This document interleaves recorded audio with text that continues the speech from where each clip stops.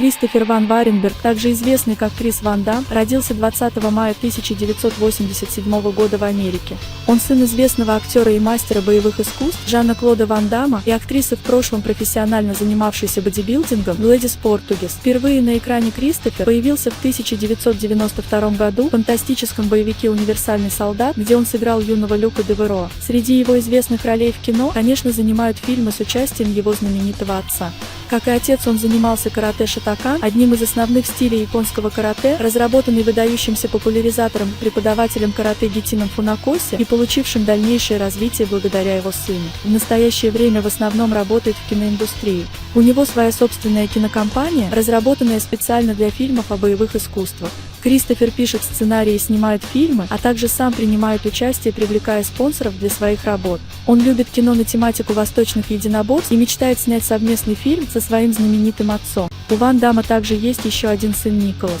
Он родился в 1995 году в браке с актрисой Дарси Ля Пьер. Именно из-за этой скандальной женщины распалась семья Ван Дамма и Глэдис Португес.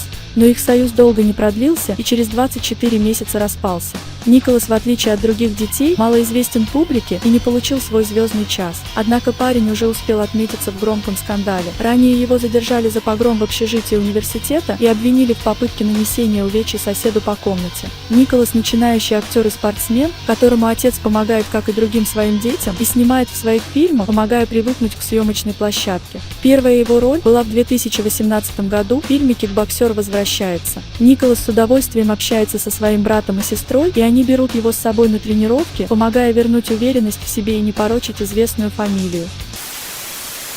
Бьянка Бриджит Ван Варенберг, или как она себя сокращенно называет Бьянка Бри, родилась в семье Жан-Клода Ван Дамма и Глэдис Португес. Благодаря родителям Бьянка с детства занималась спортом. В ее расписании было место для балета и бокса, а также фигурного катания и кикбоксинга. Со спортивной карьерой не сложилось по трагической случайности. Травма спины помешала ей выступить с олимпийской сборной Канады на соревнованиях по конькобежному спорту, но она до последнего тренировалась в составе команды. Она мечтала поехать на Олимпиаду, но в итоге выбрала путь отца и поступила на курс актерского мастерства. Спортивная подготовка позволила ей заниматься карате и наносить высокие удары ногами, как у Ван Дамма. Да и отец был не против взять дочь под крыло и помочь ей определиться в жизни. Свою первую роль она получила в 2008 году в фильме «Специальное задание». Бьянка играла роль Кэсси Робида, которая была дочерью героя самого Ван Дамма. В 2010 году она появилась в кинофильме «Орлиный путь». Этот фильм был создан и написан, а также срежиссирован и выпущен в прокат ее отцом. Журналисты называют ее начинающей звездой голливудских боевиков. С тех пор, как Бьянка занялась своей актерской карьерой, она сблизилась со своим отцом, который следит за ней и делится своим опытом работы, а также подсказывает рабочие нюансы. Каждый день она тренируется с личным тренером, который учит ее боевым искусствам и подбирает для нее физические упражнения. У Бьянки есть цель превзойти своего отца, но это будет, конечно, очень сложно выполнимой задачей.